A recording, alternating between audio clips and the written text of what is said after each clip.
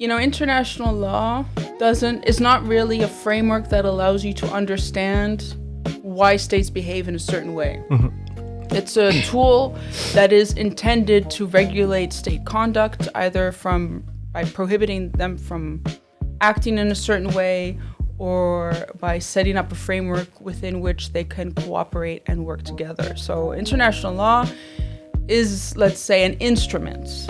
And whether that instrument works or not is very much dependent on the political will of states themselves. Marco Rubio had this rather convoluted way of invoking preventive self-defense, and it was something along the lines of, we knew that if Iran was going to be attacked, for example, by Israel, that Iran would attack us. Mm-hmm. So therefore, we preventively attacked Iran. Okay. Which is, I had to read that a few times to say, did I understand what you just said? Those are mental cartwheels in my opinion. Yeah. And what's interesting is when these member states recognize, oh yes, we support, for example, what Donald Trump and what Benjamin Netanyahu are doing because Iran possesses missiles, for example, or poses a threat. But again, that's not a justification under international law. Hi guys, we are back with an episode. I am with Lucien, of course, and our guests. Yes, and we are today with Professor Alexandra Hofer, and Professor Alexandra is assistant professor in public international law at Utrecht University. And as I ask often, what our listener did not know about you? What do the listeners not know about me? Gosh, it's so funny. It's such a basic question. You don't know what realm it should be. Nobody knows anything about me, right? I'm new to all of you. How mysterious. Okay, I was born in Canada. In Calgary. Wow. There we go. Well, and today we are covering this interesting topic about the American intervention around the world. And America is always in the news lately. In Nigeria, in Iran lately, in Venezuela, and all over the world. Are we assisting at the beginning of the Third War? Are we at the beginning of the Third War? When you do interviews like this, people always throw these really big questions at you. That's a very daunting question. And then I always feel like saying, what do you guys think? Do you think we're at the beginning of a world war? Yeah, for me, because I'm also a student in international public law, and I was telling Michelle just before the beginning of this podcast that lately when I tell someone that I'm studying international public law, they ask me like, are you serious? Because what is still left of international law? But I am optimistic about it. I think like we are not going there yet, but there are some points that can raise some concern, right? Yeah, I mean, you could also, I know I've heard the argument that World War III has already started and that it started a few years ago. Mm-hmm. For example, with the war in Ukraine, when Russia invaded Ukraine. And then the argument goes, well, that's kind of like a proxy war between the US and Russia. So I guess depending on how you look at it, World War III has already started. Mm-hmm. But anyway, that's just one opinion. Mm-hmm. I think it's interesting how you link whether or not we're in World War III with international law. Mm. So to you, that seems to suggest that international law could stop World War III. Yeah, like the global order that exists since the end of the Second War, and the fact that countries, they cannot attack each other, and there are some rules and principles that guide it, like Article 51 of the UN Charter and also Article 2.4. Yeah. So there are some elements that exist already that should regulate how the interaction between countries are governed by. Yeah. But I think like first it started with Russia, and even before that you would see some interventions. Yeah. But the big one starting with Russia and now the US. Yeah. So that is why this question is raised. Yeah. Well, I was kind of, following a bit what happened with Iran. So the US and Israel attacked Iran.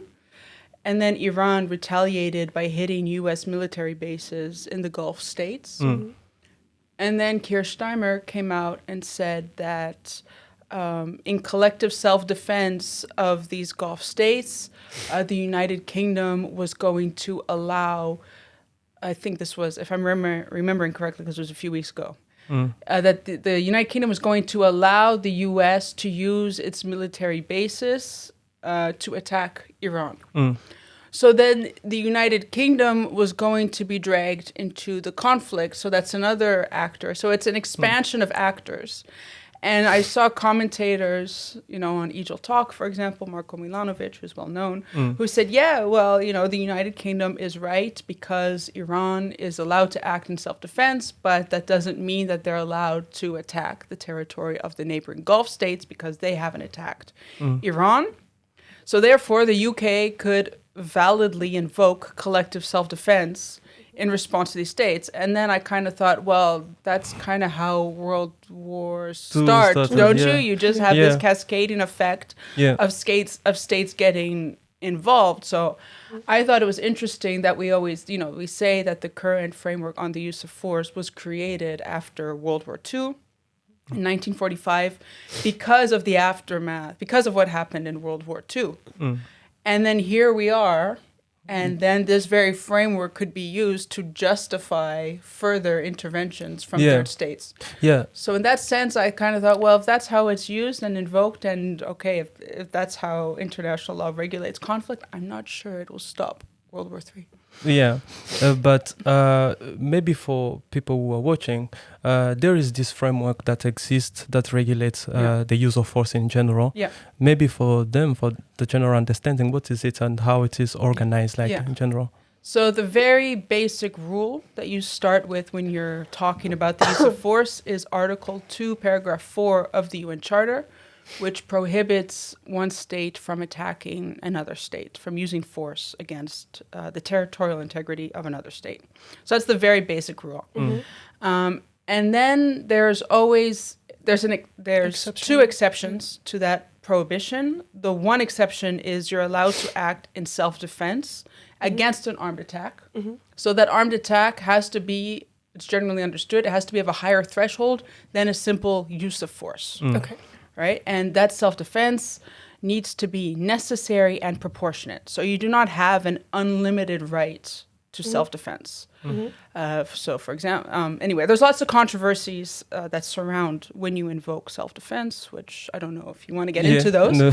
I also read something about anticipatory self-defense. Okay. That was also... That's what they were arguing with regard to Iran. I mean, I just read about it simply. Because that was what confused me. They said self-defense, but also a sub, there's also anticipatory. Yeah, and I feel, just to complete what Michelle just asked, I feel like that is the element that they are using often. Even in case of Russia, it was anticipatory one, and the US also used the same thing. So is it an excuse to the general principle? So if we just focus on the context of Iran, I don't know if anybody paid attention to what Marco Rubio said, for example, but they were talking about preventive self-defense, which is the idea that Iran is going to attack us. And so since the law, we know Iran is going to attack us, presumably, therefore we should be allowed to act preventively to stop that attack from happening. Marco Rubio had this rather convoluted way of invoking preventive self-defense, and it was something along the lines of, we knew that if Iran was going to be attacked, for example, by Israel, that Iran would attack us. So therefore, we preventively attacked Iran. Okay. Which is, I had to read that a few times to say, did I understand what you just said? Those are mental cartwheels, in my opinion. So what he said made no sense. What it does suggest is that Israel was determined to attack Iran, and that the U.S. knew that would drag it into the conflict, so that they just decided, okay, we're going to get on board here. But anyway. Another argument that has been invoked against Iran, and that some European states have, I would say, shamefully supported is that we had to attack Iran to destroy its missile system. So the argument was always that Iran is preparing or is getting ready to have nuclear weapons. That claim has been made against Iran for as long as I can remember. So far, there's no evidence that Iran actually has those weapons. Some say that it hasn't developed that capacity, but it could develop such weapons within a few months. So it's the idea that Iran didn't actually create those weapons, They're thinking but it about has. They're If thinking it about wants to, it could. yeah. Again, so that's just some opinions sometimes that I see floating around. So that's one thing. And then the other thing is they're very concerned about Iran's ballistic missile system, which was then what they were going to target. So the idea is essentially that Iran poses a security threat to the region, but under international law, unless a state actually attacks you, you do not have the right to use force. Another exception, which I didn't mention, is if the UN Security Council grants you the authorization to use force. Yeah. And that has been done in the past. But of course, there was no UN Security Council resolution in this case. Yeah. And was it a similar situation in Venezuela? Because we also saw the US going in the morning to Venezuela and just took the president. Yeah, indeed. It was a very quick in and out operation. Again, Venezuela had not attacked the US. There was no UN Security Council authorization.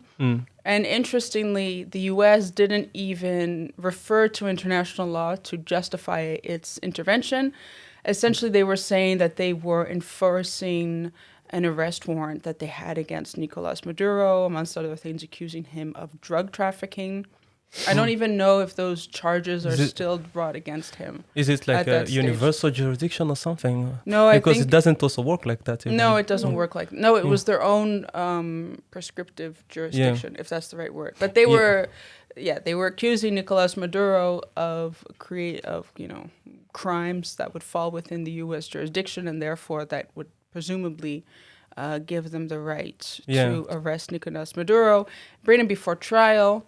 Obviously, it was even an aggression against Venezuela. And then they kidnapped the head of state, and they planned to bring him before a domestic court, which is a violation of Venezuela's head of state immunity. So, it was a shocking, I would say, incident. And it doesn't happen often. That's a head of state is kidnapped like that. What do you think the actual goal is? First time I know of a head of state being kidnapped. Yeah, I mean, I know that the U.S. has its national security strategy, which was very much focused on, the Western Hemisphere, Latin America. I mean, geopolitically, maybe that's what their interests were, because for a long time... the U.S. has not at all liked Nicolas Maduro. And it started, I'd say, as soon as he was elected. I think that was in 2014 that he was first elected. And they immediately questioned his legitimacy as head of state.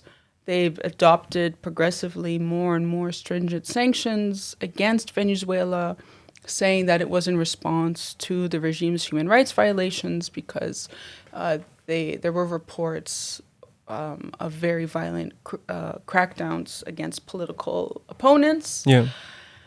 So they adopted these very heavy sanctions, and perhaps if you research sanctions, the impact that these measures had on the Venezuela's civilian population was documented as being that of collective punishment because of the economic ramifications that it had. And even though it was cloaked in normative terms for we want to enforce human rights, for example, there seemed to have been this intention of regime change. So it's this very old-fashioned idea that sanctions can cause regime change. The idea used to be that the civilian population would suffer so much from the sanctions that they would rise up and, overthrow the government. Of course, sanctions don't work like that because people don't tend to blame the impact of the sanctions on their government, but they blame the sanctioners who actually impose the measures. Yeah.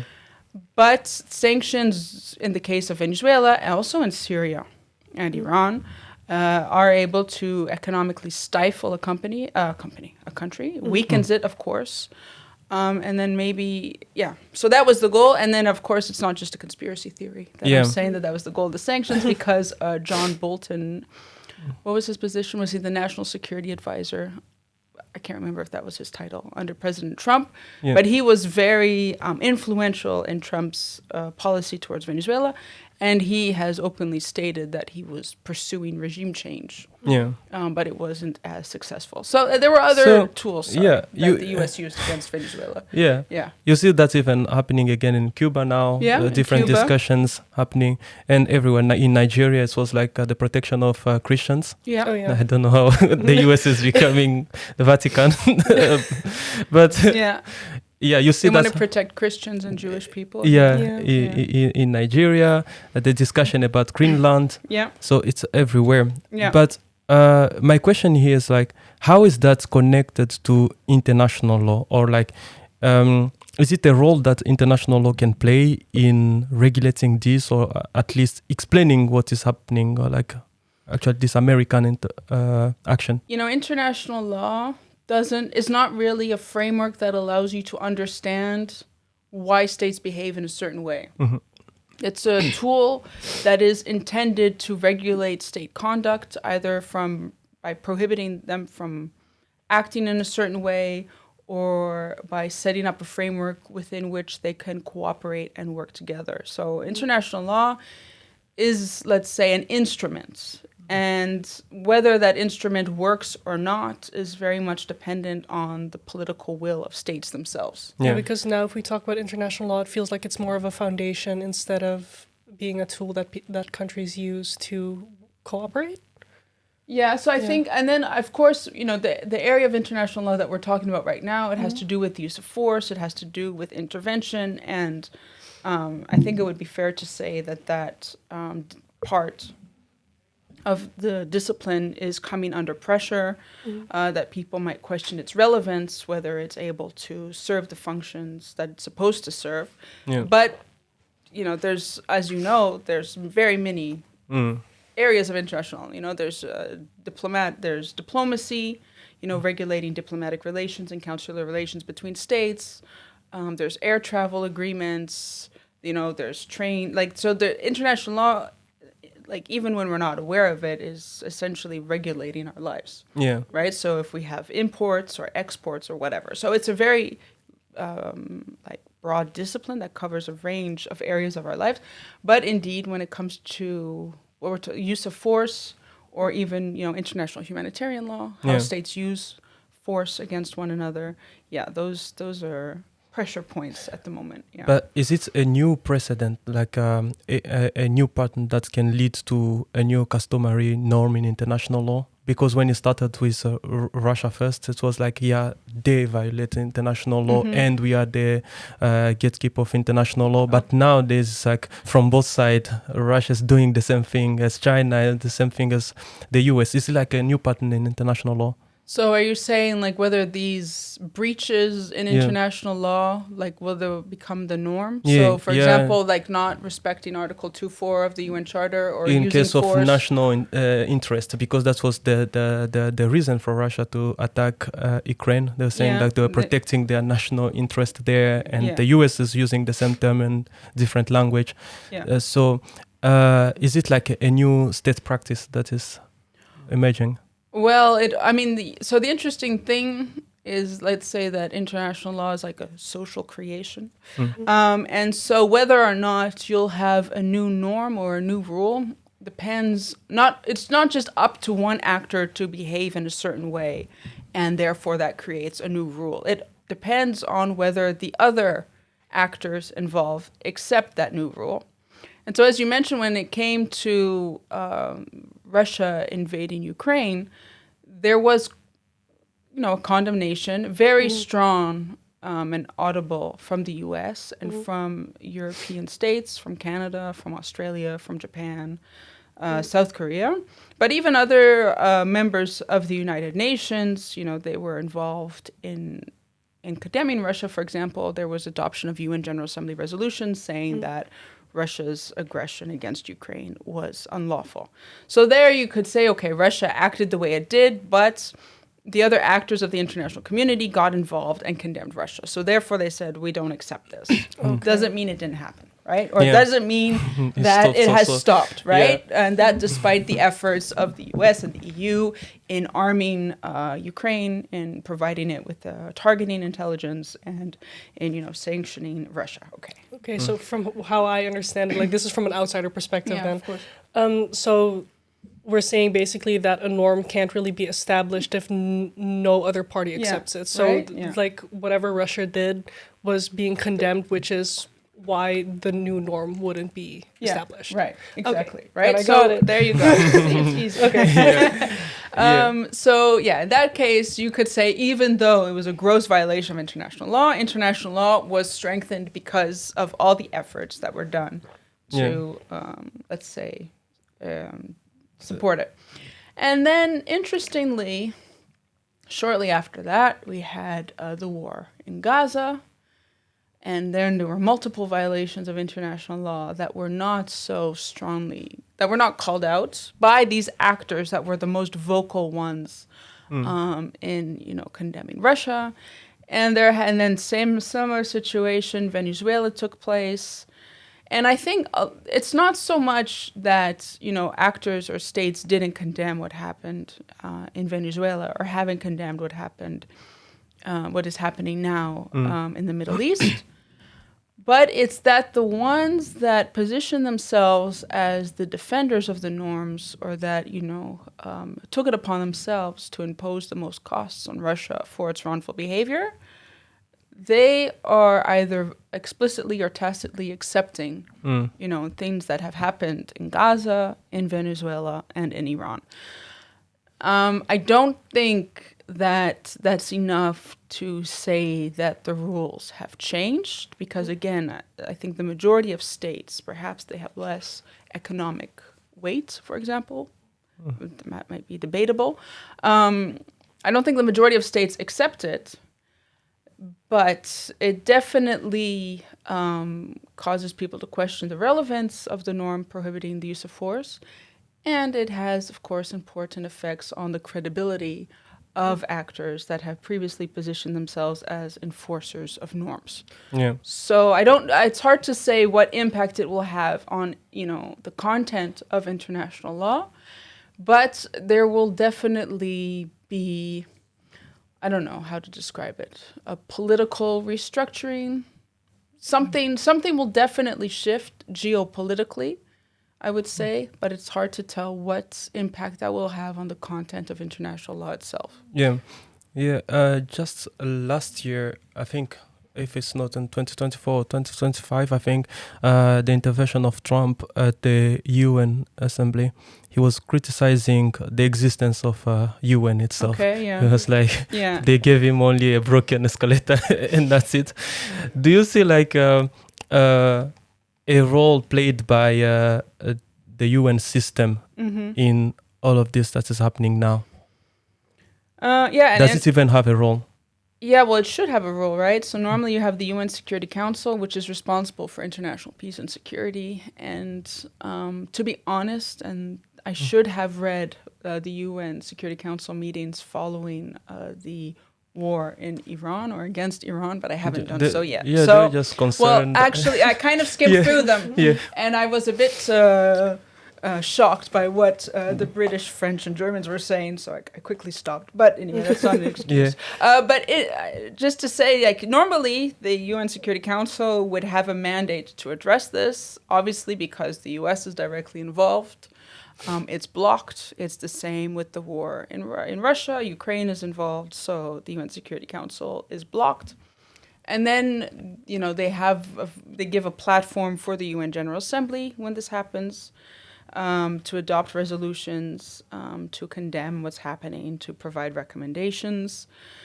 But it doesn't seem, as far as I can tell, that the UN is playing a significant role in a lot of these crises. As far as I know, the UN Secretary General has been quite silent. Yeah. He hasn't done... He had like one communication at the beginning and was like just concerned about what is happening. Yeah, and expressed grave concern yeah. about what is happening. So yeah, again, you know, that kind of makes the UN look quite weak and inefficient. And yeah, it also, of course, you have these institutions that are put in place. But again, the institutions are only as powerful as states make them or allow them to be. Interestingly, you've heard of Francesca Albanese, probably. Do you know who she is? No clue. No. She is the special rapporteur on the occupied Palestinian territories, and she has been very, very vocal. And I would say, as an individual, she's a very powerful person, and she's very eloquent, and she hasn't shied away from, you know, defending the Palestinian cause. And she was sanctioned by the United States. The US, yeah. Yeah, by the US, because she had written a report on who are the economic actors that are benefiting or contributing to the genocide against the Palestinian people. And I guess what she reported on hurt, because it was after that the Secretary of State, Marco Rubio, declared that she was exercising economic warfare against the United States, and they sanctioned her. Yeah. And if you're placed under U.S. sanctions, this has far-reaching ramifications on you as an individual, and in her case as well, it has affected her family. So this is just to say that even the actors maybe within the UN system that would have the capacity to do something, whether or not it's because they have a mandate or they just have a strong personality, you know, tools are used against them, let's say, to not get in the way of certain, let's say, interests. The US even sanctioned. Yeah, for example. The US sanctioned even judges from ICC. Yeah. And ICC itself as an institution, I think. Yeah, indeed. So the US is not even a party to the ICC, and yet... So even though they were in favor of the ICC investigating, you know, war crimes in Ukraine, when the ICC started its investigation, you know, of war crimes, crimes against humanity, genocide in Gaza, and issued an arrest warrant against Benjamin Netanyahu, and was it the Minister of Defense? Yeah, the Minister of Defense and some other officials. Yeah, then the U.S. imposed sanctions against the judges who had issued the arrest warrant and against the institution itself. And now in the media now you're seeing the judges are talking about what their life is like, how difficult it is to live under U.S. sanctions, and essentially, you know, some of these judges are European nationals. Yeah. I don't see any European, I mean, as far as I know, I don't know what they're doing to defend their nationals who are, you know, important actors in international criminal justice, you know, to support their work and to support what they're doing. I mean, it's possible that things are happening in secret and then for the sake of diplomacy that you're not public about it. You know, I don't know Francesca Albanese, she's Italian. I don't know to what extent the Italian government is defending her cause, or even the United Nations as an institution is doing something. I saw your previous intervention about these sanctions that are happening in international relations in general, and how they affect even EU citizens. Oh yeah. And how states, they cannot even do anything. Actually, they enforce it in a certain way against their own citizens. Yeah.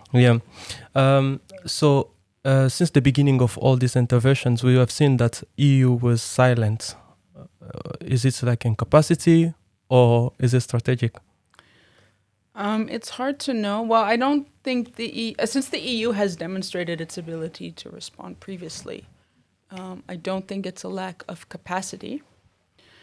It's adopting a position, I guess you mean, for example, towards Iran? Yeah. In case of Iran or even in Venezuela, so we are just concerned again and these diplomatic words, but well, I think no actual action like we would expect. I think that even in the case, I know that some EU member states issued statements saying that they welcomed a democratic transition in Venezuela and that Maduro, was not considered a legitimate president. So they didn't really condemn what the U.S. had done in terms of its aggression against Venezuela. An exception was Spain. And Switzerland also, even though Switzerland's not an EU member state, it did express, in stronger terms.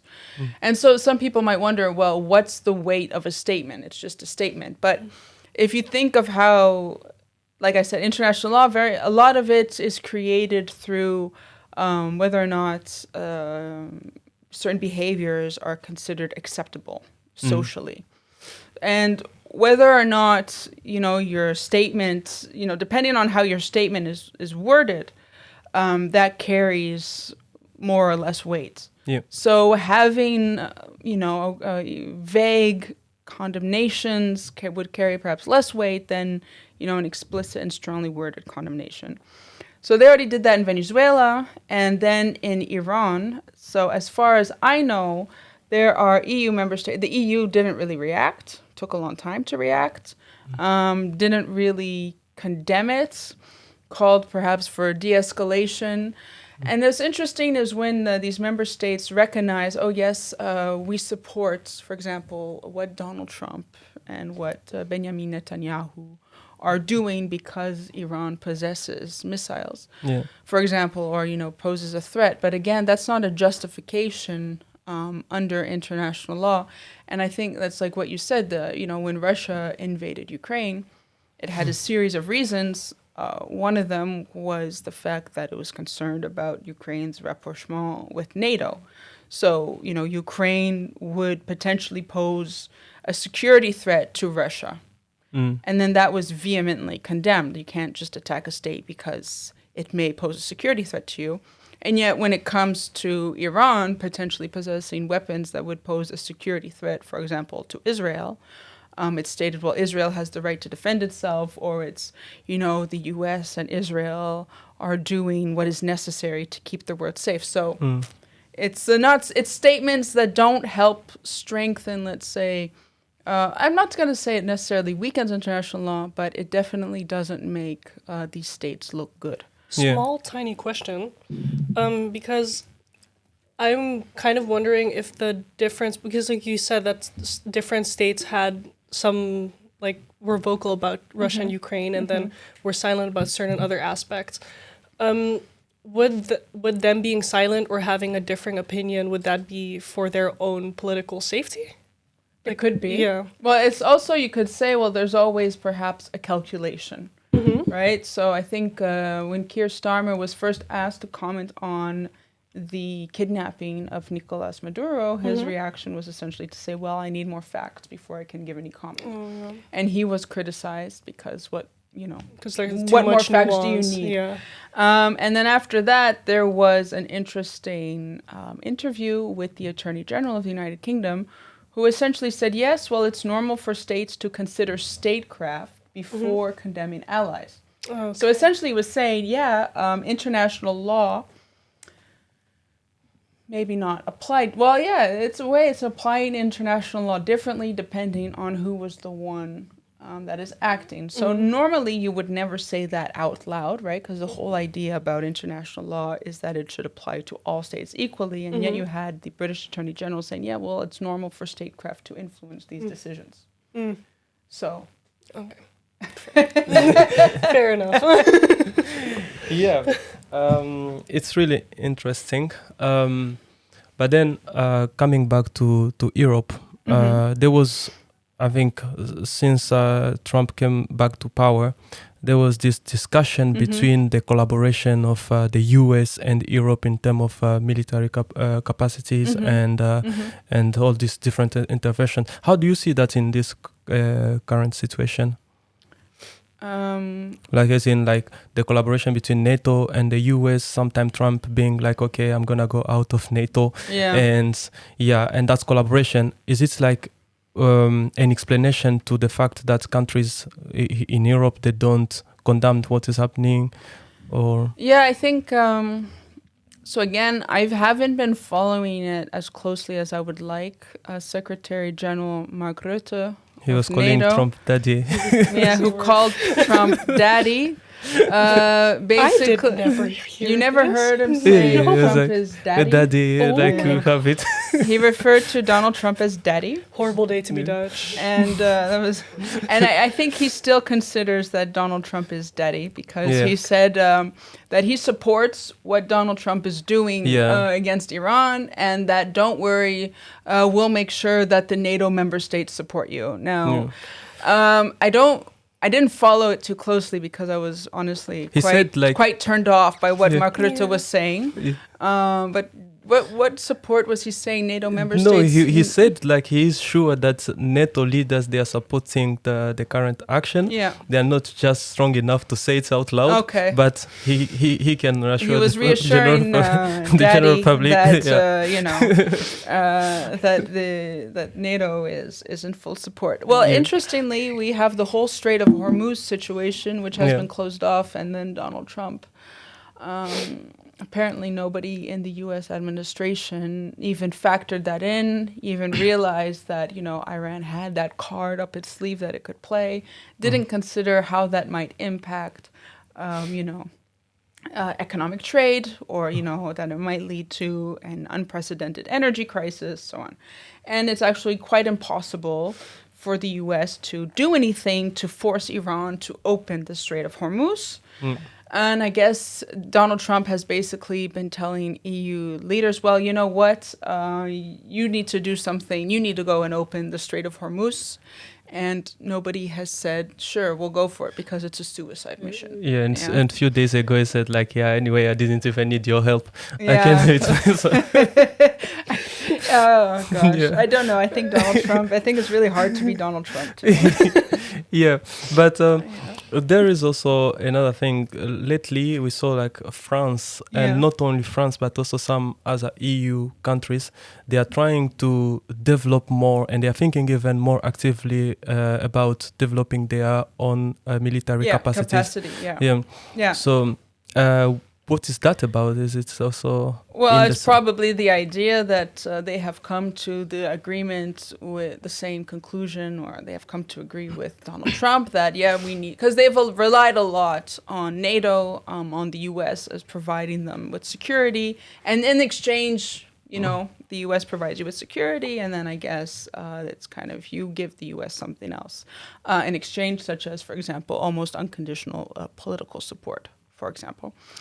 But the U.S. is less and less interested in being the security, the guaranteeing the security of Europe. And so then some European states are then saying, okay, well, then we need to start investing more in our defense capabilities. Yeah. So that seems to be the direction it's going. And then every now and then Donald Trump threatens the Europe that it will, withdraw from NATO, or it will do something with NATO. Yeah, he said that he will take Greenland. Okay. Anyway, because he wants it, and they need it for something. Yeah, because there's some resources there potentially, or it might have an interesting geostrategic position. Exactly. Yeah. So, do you think that this war can have an impact to EU, or it's like gonna come to EU, or like affect these different actions by Trump in different regions? Do you think that it can have a big impact on EU, or like it can also bring the war to EU, like these conflicts to EU? Well, whether or not war will reach the European Union, I have no idea. If the Strait of Hormuz remains closed, we will probably have a severe economic crisis. So just FYI. One of the things they're saying also that fertilizer is a very important good that is imported through the Strait of Hormuz. Now it is growing season.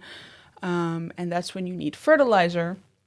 So if we are not able, and I'm not sure exactly where the EU gets most of its fertilizer from, but if we are dependent on the fertilizer that comes from that region, then we might be in a bit of trouble down the road. So it's really doomy and gloomy. I'm sorry about that. But I don't know if that means war will come. Yeah. I don't know. And then as for Greenland, it would be interesting how many concessions Europe makes on Greenland. Yeah.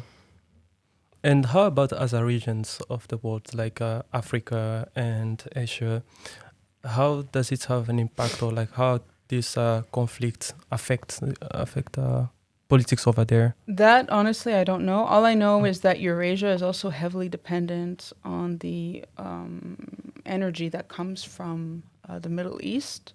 So apparently they might be entering an energy crisis soon as well.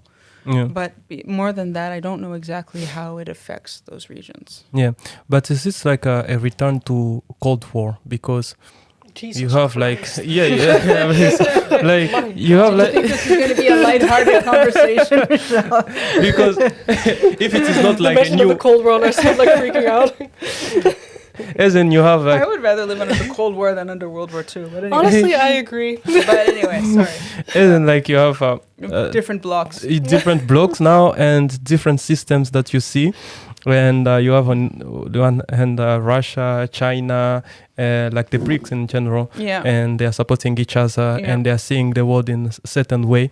And you also have the Western Bloc and US and the way that the US is violating international law in general and the support that it gets from EU. So it's like something that is taking place. I mean, again, it's anybody's guess, but I think what has. It's interesting that all this is happening now because people have been saying that, after the USSR fell, so the end of the Cold War, we essentially entered this unipolar moment where the US was the main hegemon. And I think everybody knew it wasn't going to last forever. And you had people commenting on the fact that this is, we're slowly entering a multipolar order, right? So we'll have different centers of power, not just one single concentrated center. And I think a lot of people didn't think it was going to happen or not in the near future. Now it looks like it might happen more quickly or that it's already taking place, right? Again, it's always hard to know exactly when you're in the moment. There's hindsight always helps you pinpoint better what the key moments were. But it's quite possible that now we're entering this more like multipolar system. And it would be interesting how cooperation is then organized between these different, let's say, centers, these different poles. There's the risk that the EU and the US cut themselves too much off from, let's say, emerging economies that'll be quite important, and then that could have consequences, like the ones you mentioned, right? BRICS is, trying to rise and present itself as an alternative to a US-dominated system. It's possible that the war in the Middle East at the moment kind of accelerates that process. Yeah. I don't think Iran at the moment is inclined to accept a ceasefire. So I think Donald Trump have made statements and essentially to calm down stock markets that they were in the process of having negotiations with Iran and that the talks were going well. And Iran has denied that there were any talks taking place, essentially saying that, Donald Trump is just negotiating with himself. So I don't know if that's Iran just trolling the U.S., but essentially, there's this ambiguity on whether or not there are negotiations that are actually taking place. Yeah. But it seems that what Iran one of the things it might be trying to do is to force U.S. to withdraw its military bases from the Gulf states, which of course could have a huge impact on the U.S.'s standing in the region. And then I'm not sure if it's true, but Iran said that if ships wanted to pass through the Strait of Hormuz, that they had to pay in the Chinese yuan. Yeah, I think so. Yeah. Yeah. So essentially, which would threaten the U.S. petrodollar system, which is also a source of power for the United States. So Iran is playing a very interesting game, kind of, and interestingly, engaging, let's say, in economic warfare against the U.S. to try to influence it. And I don't think that the United States, or especially not Trump or Pete Hegseth or Marco Rubio, had fully anticipated that. Yeah. So it'd be interesting to see what happens, how this war ends, and what takes place. And since we're talking kind of about the geopolitical implications of the war, I saw a clip. It was Benjamin Netanyahu was giving a press conference, and one of the journalists asked him, well, how do you see the end? Or what do you think it will look like? I don't know if you saw. Yeah, I saw that one. Did you see what he answered? But no, I skimmed into it. And then Benjamin Netanyahu, interestingly, said, well, we could have a pipeline pass through Israel and straight into the Mediterranean. So almost as if, it's slightly convenient for there to be this choke point that is blocked. Yeah. And that Israel is, perfectly well situated to be a new source of energy to the West. Yeah. So that would be interesting. Anyway, it's anybody's guess how these things will actually. At least I'm not in a position to say how these things will play out. At the beginning, some who were doing analysis, they were saying like maybe it's a way to cut out routes for China and I don't know if you heard that rhetoric also. Yeah. Like the attack in Venezuela and in Iran was just a way to stop weaken also China. So it's a war, indirect war against China. Yeah. Do you think it's that? I have no idea. Does it make sense? It would. I don't know enough about where China receives its energy sources, so I don't know how significant the exports from Venezuela and Iran are to China. Because, of course, China has another, let's say, important partner, which is Russia. But yeah, that was indeed one of the theories, is that essentially because what Donald Trump did, or, the U.S. did in Venezuela made very little sense. So people were trying to understand, and one of the things that was suggested, indeed, that it was a way to weaken China to hit its economy. And then maybe that might be something that's at play here with Iran. Again, it's hard to know for sure, I guess. Trump said that this war will take only 3 to 4 weeks. Yeah. And he said that I love how there's a time estimate. Like, I think he thought it was only going to be a few days, to be honest. And his aim was to stop war and not to start new war at the beginning. That's what he thought. Yeah. So are you saying like the war is finishing, like not only in Iran, but is it going in the right direction? As far as I know, it's... I haven't paid attention to what the latest strikes have been, but I don't think Iran has any intention of stopping soon, because I think Iran is basically thinking, well, this is our moment to try to really force the U.S. out of the region. Yeah. And so I know that Iran, as far as I can tell, is not interested in a ceasefire. Because then from their perspective, that just gives the U.S. and Israel more time to prepare and to attack them, which we saw last year, right? In June 2025, Iran was in the process of negotiations with the U.S., and then suddenly there were airstrikes against them. Yeah. And again, just before the new attack on Iran started at the end of February this year, they were also taking part in negotiations. So essentially, Iran has no reason to trust the U.S. and Israeli governments. And that's why I think they're in this for the long game. It's like, okay, maybe we didn't, from their perspective, we didn't start this fight, but we're going to finish it. So my guess, and of course I might be wrong on this, is that Iran is going to not accept that it's over unless the U.S. Agrees to leave.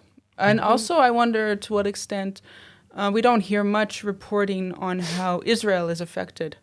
Yeah. But I do think as much as Israel wants to weaken Iran, Iran also wants to weaken Israel. So who knows how that's going to go. Trump said that they have higher capacities than Iran, and they already destroyed their military capacity that was even reduced. But considering what is going on now. I mean, I know that President Trump is known for being a trustworthy person, and he never lies, and he never, ever exaggerates the U.S. abilities. Yeah. So I definitely trust Donald Trump when he says that he has significantly weakened Iran. I know that the U.S. has, apparently, according to some, military experts that, I occasionally watch, apparently, Iran has inflicted quite a bit of costs on the U.S.'s military bases in the region, has destroyed 5 American radars, which are extremely expensive and take a long time to build. And these radars were crucial in intercepting Iranian missiles.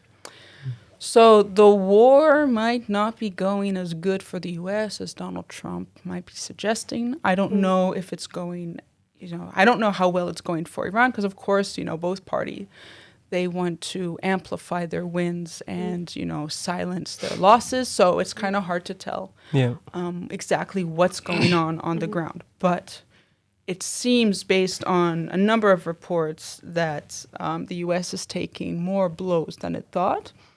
And this is also, I saw this also being reported on in The Economist. So when a newspaper or a journal like The Economist starts to mention it, perhaps not exactly in the terms that I just said, but there was one guest on The Economist who was essentially saying that in their view, Iran has the upper hand.